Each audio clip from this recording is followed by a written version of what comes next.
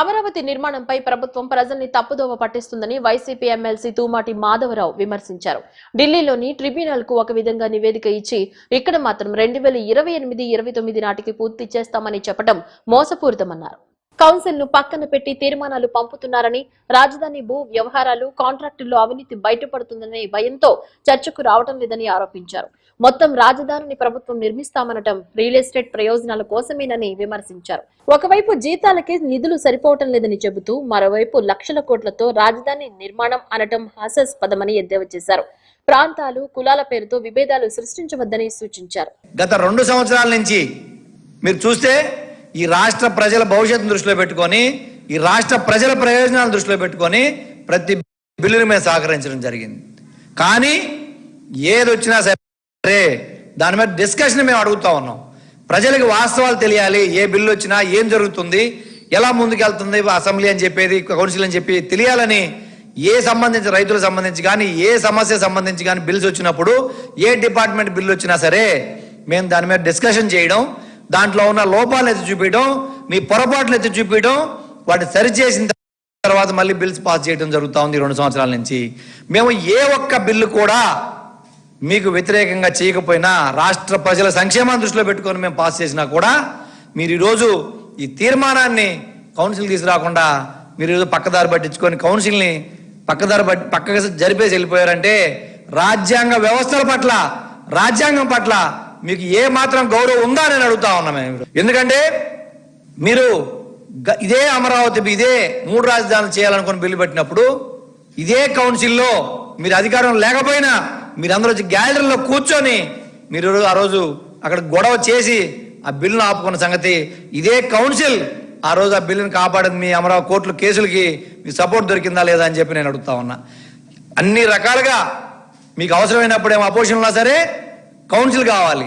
ఈరోజు అధికారంలోకి వస్తే కౌన్సిల్ అగౌరవపరిచే విధంగా, రాజ్యాంగ వ్యవస్థను దిగజార్చే విధంగా మీరు ప్రవర్తిస్తున్నారని చెప్పి నేను చెప్తా ఉన్నాను. ఈరోజు ఈ మండలి ఏదైతే మీరు తీసుకొచ్చారో మేము క్లియర్గా చెప్తున్నాం.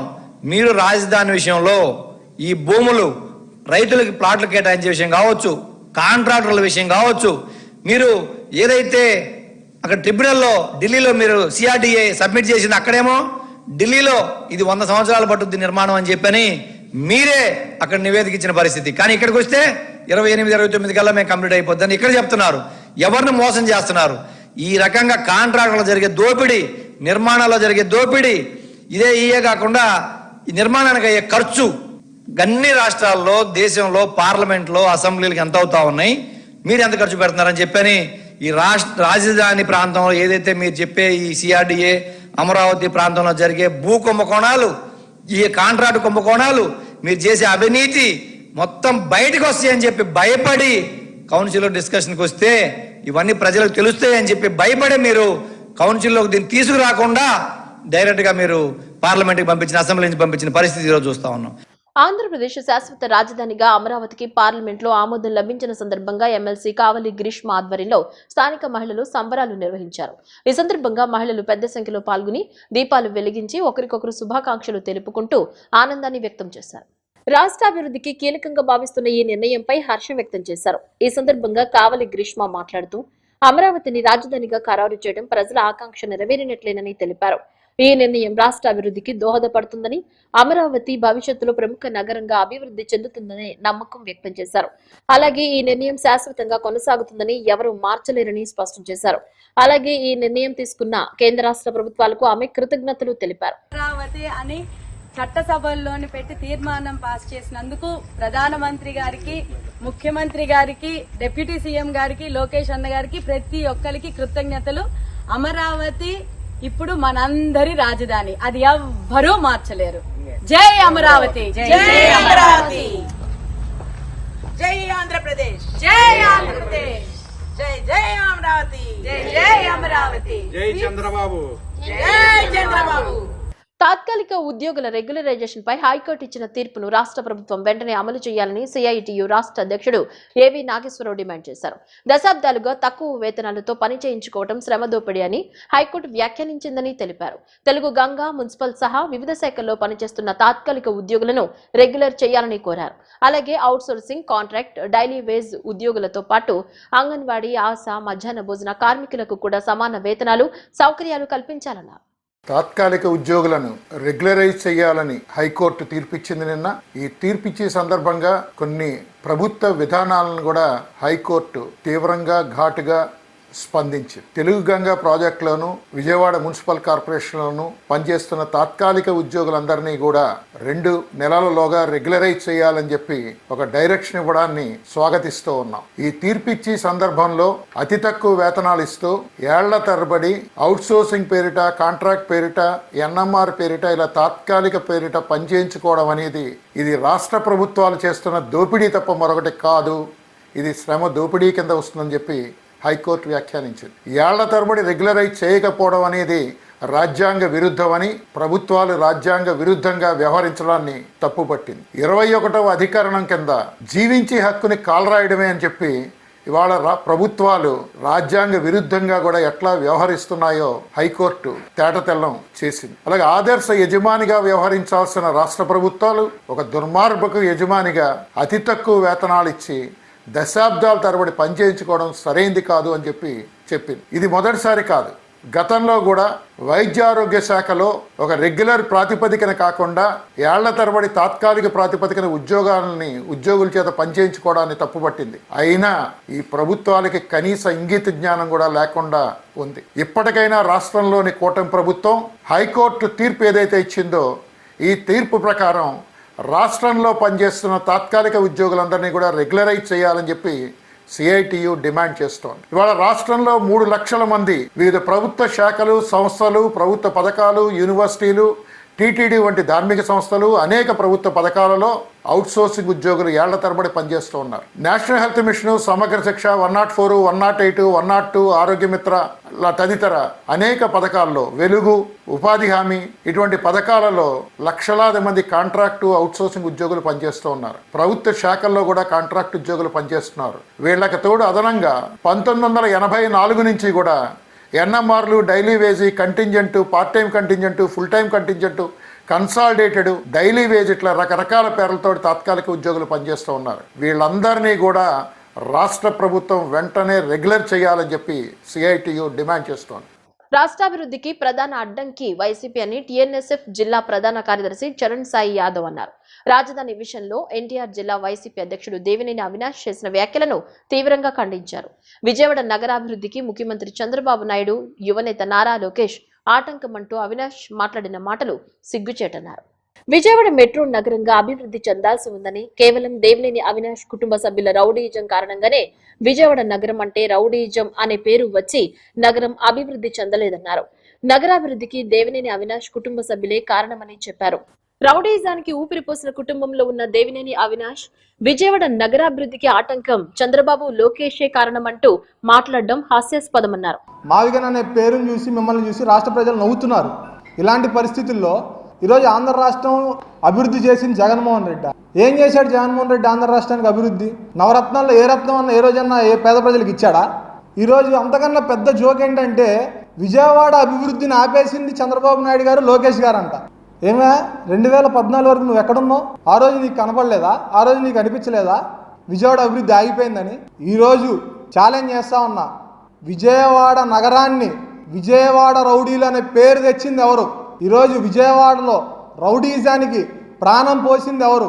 విజయవాడ రౌడీజానికి ఊపిరి పోసింది ఎవరు? ఈరోజు రౌడీజానికి విజయవాడ రౌడీలు అనే పేరు ఈరోజు విజయవాడ కీర్తిని తగ్గించింది ఎవరు?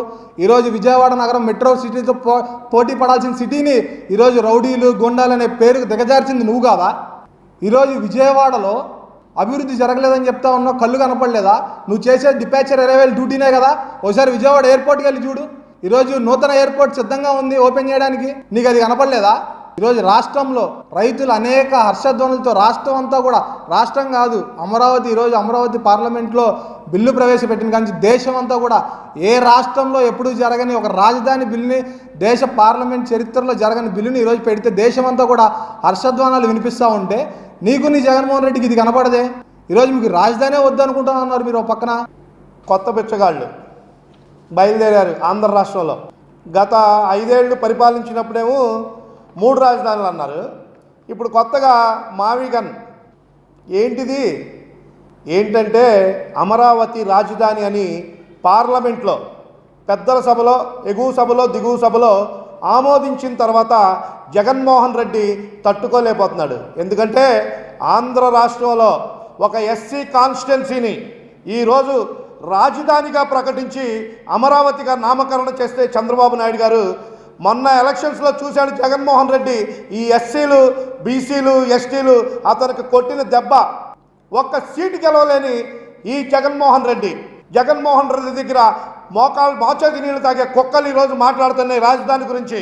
యేసుక్రీస్తు ప్రబోధించిన ప్రేమ, క్షమ, సమాధాన సందేశాన్ని ప్రతి ఒక్కరూ తమ జీవితాల్లో ఆచరించాలని క్రీస్తు సహవాసం ప్రార్థనా మందిరం సంఘ కాపరి బ్రదర్ కేఆర్ రాజు సూచించారు. సమాజంలో కలహాలు, విభేదాలు తొలగి ప్రజల్లో పరస్పర ప్రేమ, ఐక్యత, సమాధానం పెరగాలని ఆకాంక్షించారు. ఈస్టర్ పర్వదినాన్ని పురస్కరించుకుని చిట్టినగర్లోని క్రీస్తు సహవాసం ప్రార్థనా మందిరం ఆధ్వర్యంలో ప్రత్యేక ప్రార్థనలు నిర్వహించారు. ఈ సందర్భంగా యేసుక్రీస్తు పునరుత్థానాన్ని కళ్లకు కట్టినట్లు ప్రతిబింబించేలా రూపొందించిన ప్రత్యేక నాటిక స్క్రిప్ట్ కార్యక్రమానికి హైలైట్ గా నిలిచింది. యేసుక్రీస్తు సిలువ వేయబడిన ఘట్టం నుంచి పునరుత్థానం వరకు జరిగిన సంఘటనలను హృదయానికి హత్తుకునేలా ప్రదర్శించడంతో ప్రతి ఒక్కరూ భావోద్వేగానికి లోనయ్యారు. ముఖ్యంగా యువత, చిన్నారులు పాల్గొన్న ఈ నాటిక ప్రేక్షకులను కట్టిపడేసి ఆధ్యాత్మిక సందేశాన్ని ఎంతో ప్రభావవంతంగా అందించింది.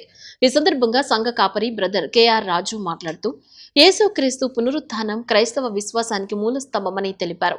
మానవాళి రక్షణ కోసం ఆయన చేసిన త్యాగం అపారమని, ఆయన చూపిన ప్రేమ మార్గం ప్రతి మనిషి అనుసరించాల్సిన దారిగా నిలుస్తుందన్నారు. ద్వేషాన్ని ప్రేమతో, చెడును మంచితో జయించాలని యేసు బోధించారని, ఆ సందేశాన్ని ప్రతి ఒక్కరూ తమ జీవితంలో ప్రతిఫలింప చేయాలని పిలుపునిచ్చారు. మరి దినాన్న ఈస్టర్ పండుగ పర్వదిన వేడుకలు ప్రపంచమంతా యేసుక్రీస్తు ప్రభువారి పునరుద్ధానమును మరి పండగగా జరుపుకొనిచుండగా మేము కూడా ఆయన పునరుద్ధాన వేడుకను మరి టైలర్పేట ప్రాంతం నుంచి క్రీస్తు సహవాసం అనే సంఘం నుంచి సంఘ సభ్యులు అందరూ కలిసి మరి ఆయన పునరుద్ధాన వేడుకను అందరికీ కళ్ళకు కట్టినట్లుగా మరి నాటిక రూపంలో, స్క్రిప్ట్ రూపంలో అందరికీ మరి చూపించాలని మేము చేసిన ప్రయత్నానికి ఆ యేసుక్రీస్తు ప్రభువారు మాకు సహాయంగా నిలబడి ఆయన ఆత్మస్వరూపి అయిన దేవుడు మరి మా కార్యక్రమం అంతటిని ఆయన మహింకరంగా జరిపించుకున్నాడు. అందుని బట్టి అదేవాది దేవుని మహిమపరుస్తున్నాం. అదే రీతిగా మరి స్క్రిప్ట్ మొత్తానికి ఎవరైతే ఆది నుంచి అంతం వరకు మాకు తోడుగా ఉండి మరి వారి సహాయ సహకారాలు అందించారో వారికి కూడా యేసుక్రీస్తు ప్రభు వారి పేట కృతజ్ఞతలు తెలియజేసుకుంటూ మరి భూమి పుట్టినది మొదలుకొని ఇప్పటి వరకు అనేక మంది గొప్పవారు, గనులైన వారు చనిపోయారు, కానీ లేపబడిన వాడు ఒక్కడే యేసుక్రీస్తు ప్రభువారు. అందుని బట్టి పునరుద్ధరణ క్రీస్తుని మేము ప్రకటిస్తున్నాము. మృతుల్లో నుంచి లేపబడిన వాడు ఆయన ఒక్కడే ఆది సంభూతుడై మనుషుల పాపాల కోసం ఆయన భూమి మీదకి వచ్చి తనకు తాను ఆయన రిక్తుడిగా మార్చబడి మరి మనుషుల పాపాలన్నీ ఆయనపై మోపుకొని మరణపు ముళ్ళును విరగదీస్తున్న దేవుడు. ఆయన నమ్ముకున్న వారు చనిపోయినను తిరిగి లేస్తారని చెప్పి ఆయన ప్రపంచ మానవాళికి ఒక గొప్ప సువార్తను అందించారు. ఆ సువార్తని జనులందరిలోకి తీసుకువెళ్ళడానికి మాకు సహాయం చేసిన ప్రతి ఒక్కరికి ప్రభువైన యేసుక్రీస్తు వారి పేట వందనాలు తెలియజేసుకుంటే ఇటువంటి కార్యక్రమాల్లో మరి మాకు తోడుగా ఉంటున్న మరి సహోదరులకు కానీ, సంఘస్థులకు కానీ, ఈ టైలర్పేట ప్రాంత వాసులకు అందరికీ ప్రభు పేట కృతజ్ఞతలు, ధన్యవాదాలు తెలియజేసుకుంటూ అదే రీతిగా మీడియా వారు కూడా మరి ప్రతి ప్రోగ్రామ్ని ఎంతో ఆసక్తిగా ప్రజల్లోనికి తీసుకువెళ్తున్నందుకు వారికి కూడా మా సంఘం పేరిట మరి మా టైలర్పేట ప్రాంతం పేరిట కూడా కృతజ్ఞతలు తెలియజేసుకుంటూ అవకాశం ఇచ్చిన మీడియా వారికి మరి ప్రభు పేట ప్రత్యేకమైన వందనాలు తెలియజేసుకుంటూ సెలవు తీసుకున్నాం. అందరికీ వందనాలు. బులెటిన్ ముగించే ముందు హెడ్లైన్స్ మరోసారి.